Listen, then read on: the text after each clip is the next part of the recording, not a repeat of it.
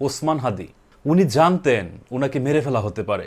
মৃত্যুর আগে উনি ওনার পরিবার এবং দেশবাসীকে ওসিয়ত করেছিলেন উনি মরে গেলে আমাদেরকে কি করতে হবে। চলুন ওসমান হাদি নিজের মুখ থেকে শুনে আসি ফ্রেমে বাঁধিয়ে রাখার মতো সেই কথাগুলো। তার মানে কি আপনার জীবন ঝুঁকিতে আছে ভবিষ্যতে?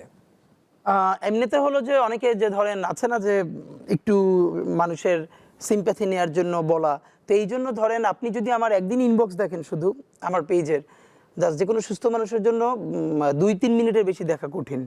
এখন যেটা হয়েছে, ইভেন আমি আমার পরিবারকেও কাউকে দেখাই না যে, তো এরপরে ফোন আমি জিডিও করেছি শাহবাগ থানায়, অন্তত একদিনে 10টার বেশি নাম্বার থেকে সরাসরি হত্যার হুমকি দেওয়া হয়েছে, ভিন্ন ভিন্ন 10টা নাম্বার থেকে।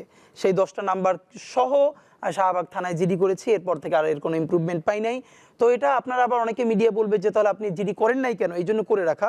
কিন্তু এই জিডি বা কোনো কিছু আমাদেরকে সুরক্ষা দেবে সেটা আমরা মনে করি না। যেই লড়াই আমরা নেমেছি এটা জানি, এটা 2-4-6 বছরের কোনো লড়াই না। আপনাকে জানিয়ে রাখি যে মেক্সিকোর পাশে আমেরিকা প্রতিবেশী হিসেবে যতটা পরাক্রমশালী, তার থেকেও বাংলাদেশের পাশে ভারত অনেক বেশি পরাক্রমশালী। সুতরাং এখানে আমরা একই সাথে অনেককে শত্রু বানিয়েছি, দখলদার দিল্লিকে বানিয়েছি, ফ্যাসিস্ট আওয়ামী লীগকে বানিয়েছি, আরও অনেক ঘরানাকে।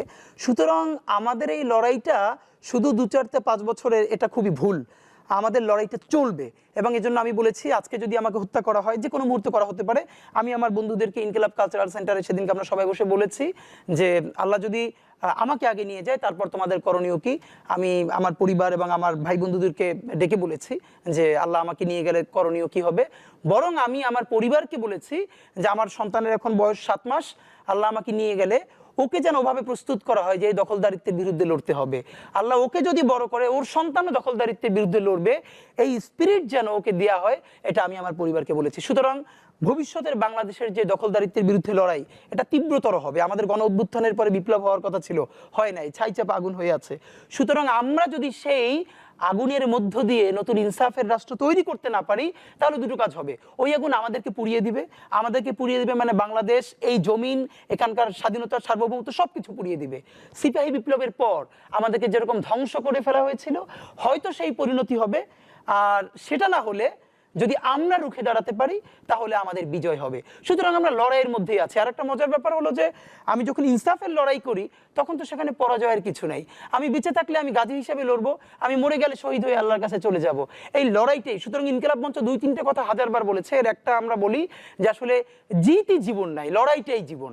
আমাদের জুমা প্রচন্ডভাবে ভেঙে পড়ছে, লোকে যখন স্লাট শেমিং করছেন ডাকসু ইলেকশনে 4-5 দিন আগে প্রচন্ড কান্নাকাটি করলো যে ওর নুড বানিয়ে ওর মার কাছে পৌঁছানো হয়েছে। একটা মা কিভাবে নেয় একটা মেয়েরটা? তারপরে কান্না। আমি বলছি জুমা, এইসব বানিয়ে আমাদেরকে থামিয়ে দেওয়ার চেষ্টা করা হবে, আমরা থেমে গেলেই ওরা হ্যাপি হবে। সুতরাং আমাদের লড়াইটা যে ওদের কাছে খুবই গুরুত্বপূর্ণ এবং ওরা ভয় পাচ্ছে, এর মানে হলো ওরা আমাদেরকে এত ফোকাস করছে, আমাদেরকে সময় দিচ্ছে, আমরা লড়াই করে যাব। আর আমাদের এই লড়াই তো হার জিতের কিছু, আমরা জিতের উপরেই আছে। আমাদের জীবন বেঁচে থাকলেও জিত, আমাদের জীবন চলে গেলেও জিত। আবরারের তো হারানোর কিছু ছিল না, সুতরাং লড়াই চলবে।